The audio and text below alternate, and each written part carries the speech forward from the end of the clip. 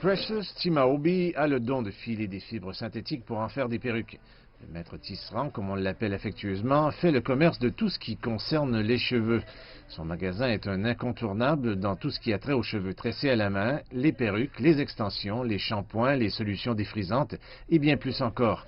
Les clients de Chimaobi dépensent un minimum de 140 $ pour acheter une perruque de cheveux humains et environ 50 $ pour acheter des produits de soins capillaires mensuellement. La plupart des produits ici sont importés. Nous commandons dans différents pays, cela dépend. Nous pouvons commander en Allemagne, en Chine, en Espagne, n'importe où. C'est votre choix, ce qui est bien et qui est abordable. Les produits qui sont tressés que nous importons, c'est garanti à 100%, que ce sont des cheveux humains qui peuvent durer. Ce que mes clientes commandent sont des importations. Elles disent que c'est ce dont elles ont besoin et c'est pourquoi j'ai choisi de les commander parce que ça ne se trouve pas ici.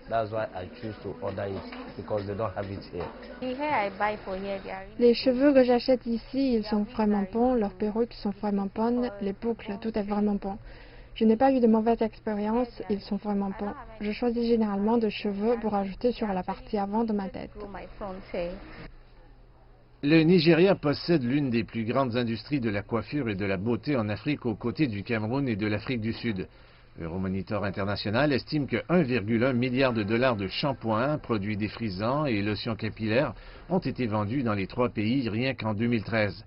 Pendant ce temps, les ventes de tresses, d'extensions et de perruques sont estimées à 6 milliards de dollars par an, avec plusieurs importateurs qui se livrent une féroce concurrence pour obtenir une part de l'industrie. Il est plus facile d'importer des cheveux artificiels que d'établir des usines en raison des obstacles que nous rencontrons dans ce pays. Par exemple, l'accès difficile à l'électricité et bien sûr l'insécurité rendent ce genre d'activité compliqué. C'est donc plus facile pour quelqu'un de simplement voyager, obtenir ses produits et commencer à les vendre en quelques jours pour obtenir des bénéfices. La question est de savoir s'ils ont les matières premières localement pour le faire. Si les matières premières ne sont pas là et qu'ils ont encore besoin de les importer, alors c'est beaucoup moins complexe que d'organiser la production localement. Encourager la fabrication locale pourrait aider le Nigeria à tirer profit du marché croissant des soins capillaires. Cela créerait non seulement des emplois indispensables pour la population de plus de 21 millions de chômeurs, mais stimulerait également l'économie. Les acteurs de l'industrie disent qu'avec les bonnes infrastructures, le Nigeria peut développer le secteur, gagner gros avec les produits fabriqués sur place et aussi les exporter.